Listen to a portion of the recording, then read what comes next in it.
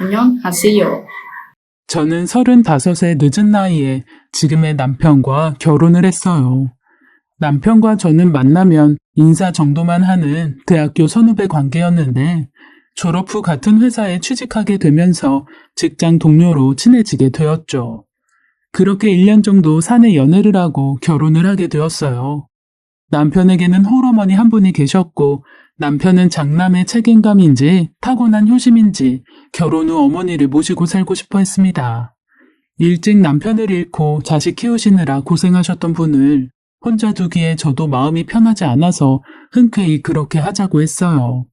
그렇게 시어머님을 모시고 저의 결혼 생활이 시작되었습니다. 시어머님께서는 저에게 엄청 잘해주셨어요. 제가 아침밥을 준비하려고 내려가면 어머님께서는 항상 저보다 먼저 나와서 쌀을 씻고 계셨고 어머님께 제가 하겠다고 방에서 쉬시라고 해도 늙으면 아침잠도 없다 하시며 저희 아침 먹여서 출근시키는 게 유일한 재미라고 하셨어요.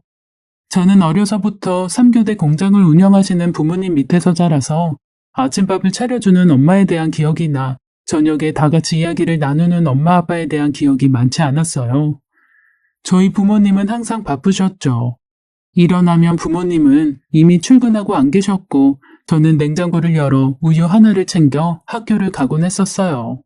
그런데 결혼을 하고 시어머님께서 아침을 챙겨주시는 모습에 저희 친정 엄마에게도 느껴보지 못했던 따뜻함을 느낄 수 있었습니다. 결혼 전 시어머님을 모시고 산다고 했을 때 주위에 많은 사람들이 말도 안 돼. 무슨 시어머님이랑 같이 살아. 생각만 해도 불편하다 얘. 남자는 결혼하면 더 효자가 된다는데 시어머님까지 모시고 사니 안 봐도 뻔하다. 우리 지숙이 어쩌니? 라고 제 걱정을 했지만 그런 우려와는 달리 저는 시어머니 덕에 아주 행복한 결혼 생활을 했어요. 저희가 맞벌이 부부이다 보니 집안일을 신경 쓰지 못하는 일이 많았는데 시어머니께서는 아침 저녁을 준비해 주시기도 하고 저희 빨래까지 해주시곤 하셨어요. 저는 그게 늘 죄송스러워서 주말이 되면 어머니를 모시고 바람을 쐬러 가기도 하고 어머니 좋아하시는 음식을 사드리기도 하고 어머니 놀래켜드리려고 작은 선물을 하기도 했었죠. 남편도 우리 세 식구가 이렇게 사는 게 행복한지 늘 저에게 고맙다고 했어요. 그렇게 1년이 지나고 저는 임신을 했습니다. 회사에 2년 육아휴직을 내고 저는 시어머니와 함께 보내는 시간이 더욱 많아졌어요. 저와 시어머니는 함께 공방을 다니며 즐거운 시간을 보냈고 그런 저희를 보며 주변에서는 고부간에 어떻게 그렇게 사이가 좋으냐며 부럽다라는 말을 많이 했어요.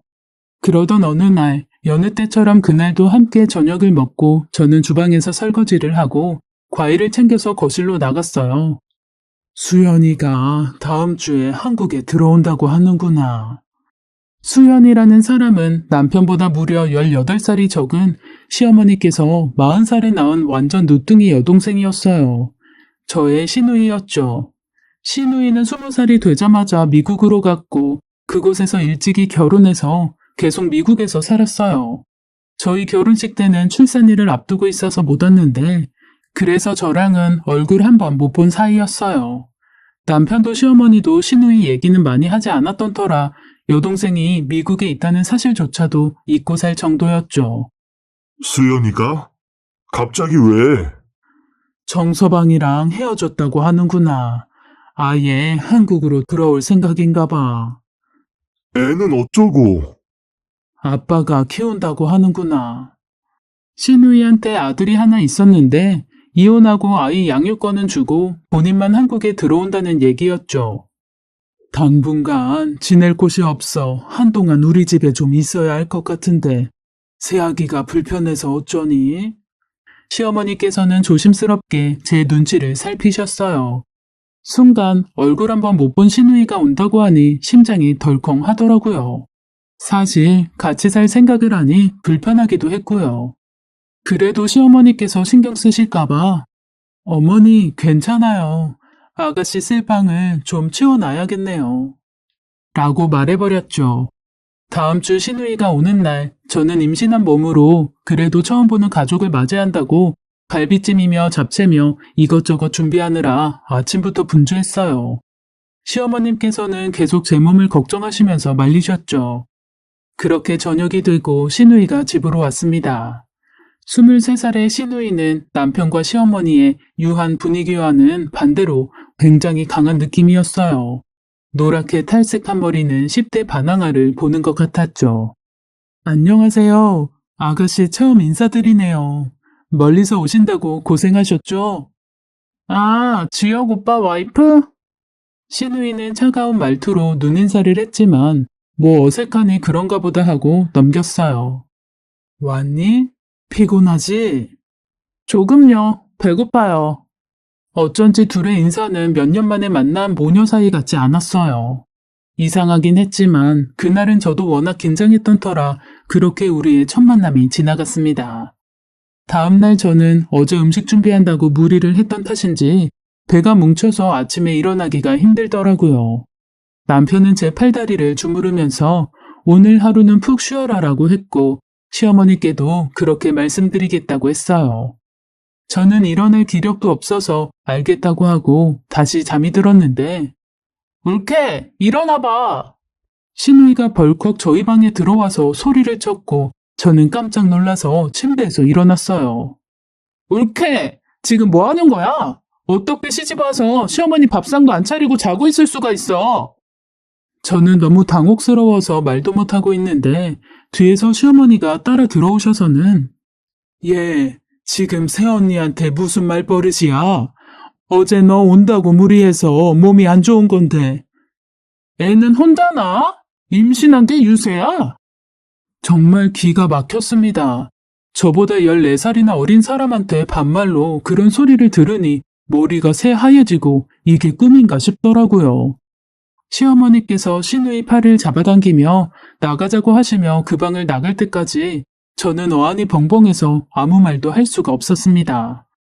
잠시 뒤 시어머니께서 오셔서 얘야, 네가 이해하렴. 이혼하고 위자료 한 푼 못 받고 쫓겨나다시피 와서 수연이가 많이 예민하구나. 시어머니께서 그렇게 말씀하시는데 갑자기 눈물이 뚝뚝 떨어지더라고요. 그런데 그것은 시작에 불과했습니다. 시누이는 사사건건 저에게 시비를 걸었고 저 몰래 남편에게 용돈도 받아가는 것 같더라고요. 여보, 아가씨 언제까지 우리 집에 있는 거야? 나 이제 출산일도 다가오는데 몸도 너무 힘들고 정신적으로도 너무 스트레스 받아. 여보, 미안해. 지금 집을 구하고 있다고 하니까 한두 달만 우리가 좀 참자고. 정말 시누이가 오기 전까지 우린 너무 행복했어요. 인자하신 시어머니, 가정적인 남편, 그리고 곧 태어날 우리 아기. 모든 것이 완벽했는데 갑자기 나타난 시누이가 이 모든 것을 망쳐놓고 있었어요. 시누이는 자신의 빨래며 밥 먹은 설거지 한번 하지 않았고 퇴근하고 오는 남편에게는 언제나 심부름을 시키기도 했죠. 정말 참다 한 소리 하려고 하면 시어머님과 남편이 말려서 하지도 못하고 넘어가는 일이 부지기수였죠. 심지어 생리대까지 부탁하는 시누이 행동에 저는 폭발했고 시어머님과 남편이 왜 저렇게 시누이한테 아무 말도 못하고 사나 싶은 것이 너무 답답했어요. 여보, 왜 그렇게 시누이한테 질질 끌려다니는 건데? 내가 모르는 뭔가가 있는 거야? 시누이한테 빚진 거 있어? 아니야, 그런 거. 그냥 불쌍하잖아. 어린 나이에 시집가서 다 잃고 돌아왔으니까. 시어머니고 남편이고 사람들이 너무 착하고 순진해서 그런가 보다 생각했죠. 곧 나갈 건데 좋은 게 좋은 거지 하고 또 그렇게 넘어갔어요. 그런데 그날 저녁 저는 이상한 것을 보게 되었습니다. 자다가 잠깐 잠이 깨서 주방에 물을 마시러 나갔는데 시누이 방문이 살짝 열려 있더라고요. 여자의 촉이었는지 이상하게 시누이 방으로 끌리듯이 가게 되었는데 그런데 그 방에서 저는 남편을 보았습니다. 시누이는 침대에 누워 있었고 남편은 의자에 앉아 시누이 머리카락을 쓰다듬고 있었죠. 저게 뭐지? 저는 너무 놀라서 그대로 얼어버렸습니다. 저도 오빠가 있지만 남매끼리 저렇게 다정한 모습으로 있다니요. 그리고 시간도 새벽 2시였습니다. 도저히 이해가 가지 않았어요. 그러고 보니 남편과 시누이는 뭔가 얘기를 나누다가도 제가 가면 멈춘다든지 어떤 날은 집 앞에서 마주쳤다고 같이 들어오기도 했고, 저는 점점 이상한 생각이 들었습니다. 별의 별 생각이 다 들더라고요. 여보, 여기서 뭐해? 여보. 아, 수연이가 몸살이 났나 봐. 열이 많이 나네. 그래? 아가씨 괜찮아요? 제가 시누이 방에 들어가자 시누이는 이불을 획 하고 뒤집어 쓰더군요. 남편은 황당해하는 제 눈치를 보면서 이제 잠들려고 하네. 나가자, 여보. 시누이 방에서 나와서 저는 남편에게 따져 물었습니다. 오늘 저녁에도 친구들이랑 술 먹고 들어온 사람이 갑자기 아프다고? 내가 본 당신 모습은 마치 연인한테 하는 행동이었어. 그게 무슨 소리야? 당신 너무 예민한 거 아니야? 내가 예민해? 나 지금 막달이라서 제대로 잠도 못 자. 내 걱정은 안 되니? 여동생 감기 몸살이 그렇게 걱정이 됐어? 그래서 새벽 2시에 그 방에 갔니? 저는 그동안 쌓였던 것이 폭발했어요. 그 순간 배가 너무 아파서 저는 배를 움켜쥐고 그대로 쓰러져 버렸어요. 그날 새벽 저는 예정일보다 일주일이나 먼저 아이를 출산하였습니다. 친정 부모님이 다 일을 하셔서 저는 시어머니가 계시는 집으로 돌아와 산후조리를 하게 되었어요. 시어머니와 남편은 너무 고생했다면서 밤낮으로 저를 챙겨주셨지만 시누이는 코빼기도 보이지 않았죠. 그렇게 그날의 감정을 풀지도 못한 채 저는 육아를 하느라 하루가 어떻게 지나가는지 모를 정도로 정신없는 나날을 보냈어요. 하루는 거실에 아기를 눕혀두고 주방에서 설거지를 하고 있는데 아기가 자지러지게 울더라고요. 깜짝 놀라서 나가보니 아가씨가 거실에서 TV를 보고 있었어요. 애가 울면 좀 안아줄 것이지 쳐다도 안 보고 TV를 보고 있길래 속으로 진짜 못됐다 라고 생각하면서도 바랄 걸 바래야지 싶어 한마디도 하지 않았습니다. 우리 주한이 왜 울어? 저는 아들을 안아주었어요. 기저귀를 갈 때가 되었나 싶어서 기저귀를 갈려고 애기 옷을 벗겼는데 허벅지 안쪽이 뻘겋게 부었더라고요.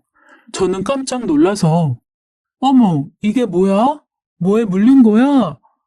새하얗고 뽀동뽀동한 허벅지에 빨갛게 자국이 있으니 너무 속상하더라고요. 제 소리에 시어머니께서 방에서 나오셨어요.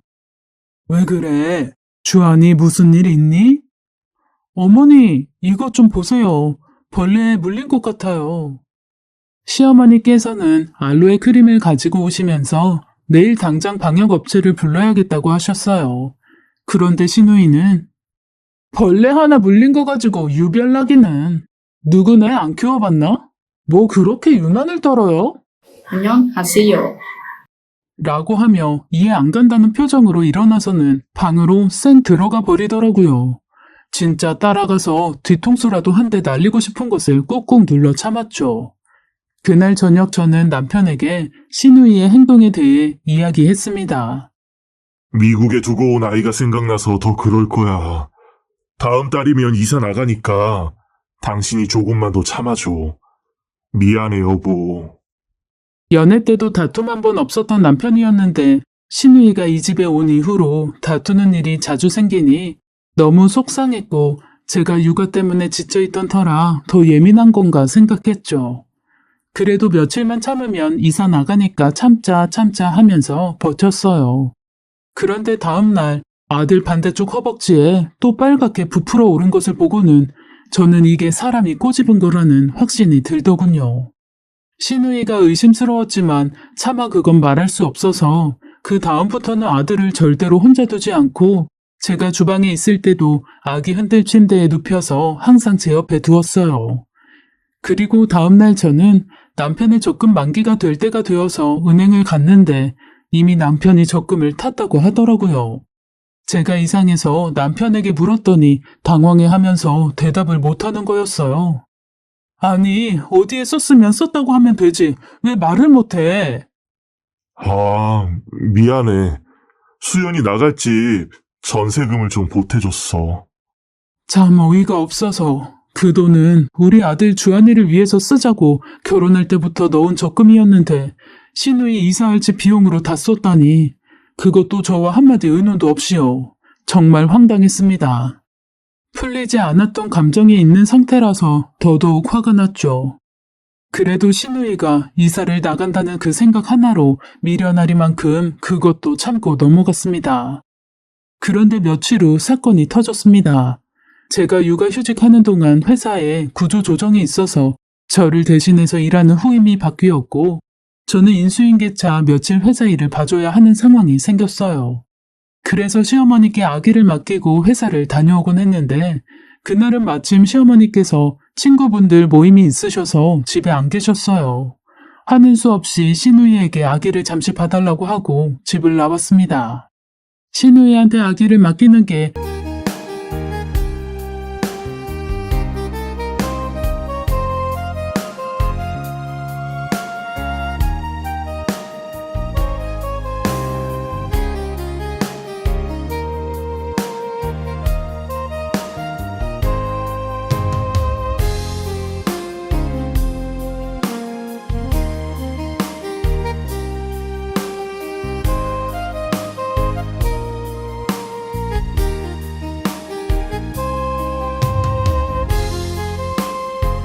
영 내키지 않았던 터라 회사 일을 보면서도 저는 계속 불안했죠.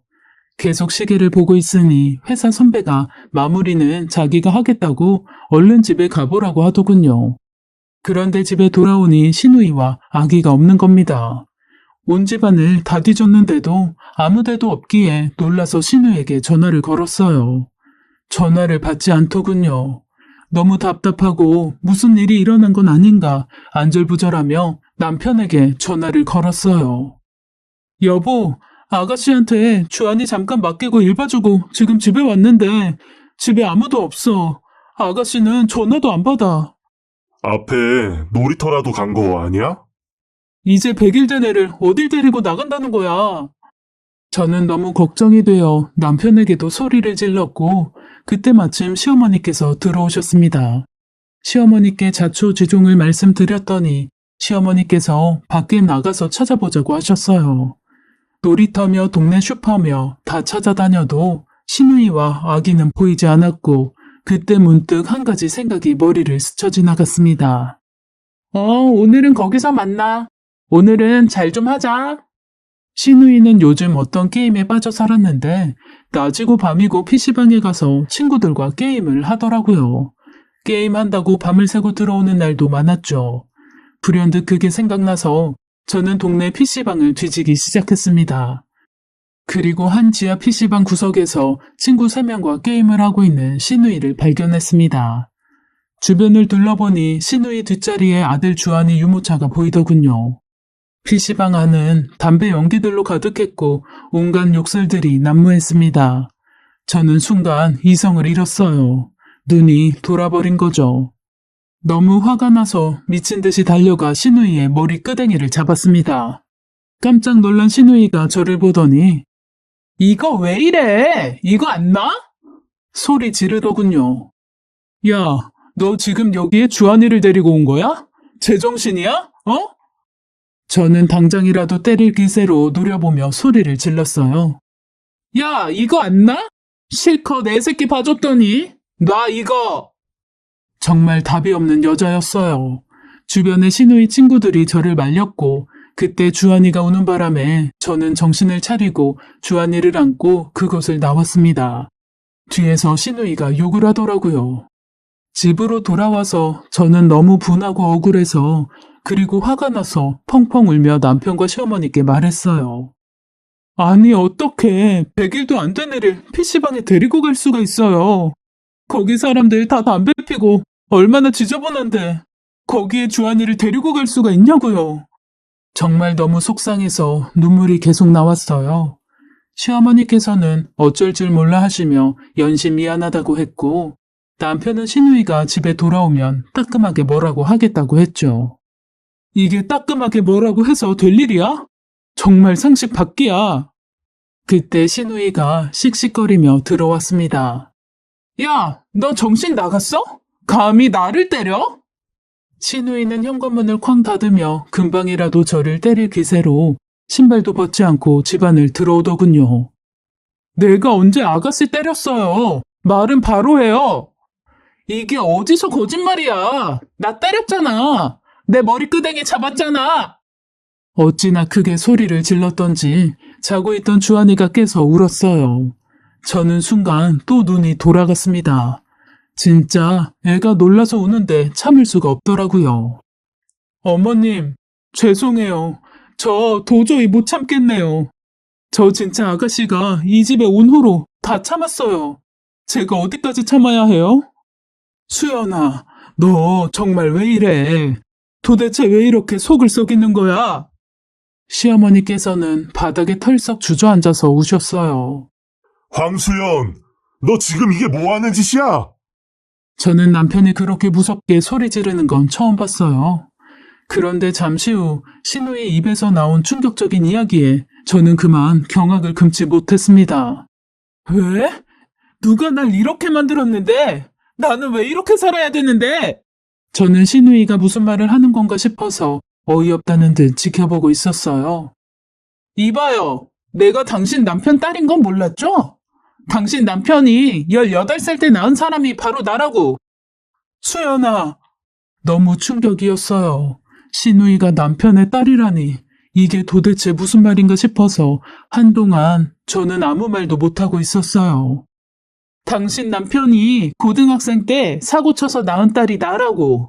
그 사실 숨기려고 나를 당신 시어머니 딸이라고 한 거야. 놀랍지? 나도 모르고 살았어. 19살 때 내가 그 사실 알고 얼마나 충격받은 줄 알아? 하늘이 무너지는 줄 알았습니다. 저는 다리에 힘이 풀려 자리에 주저앉았어요. 신우이는 18살 때 남편이 사고 쳐서 낳은 딸이었어요.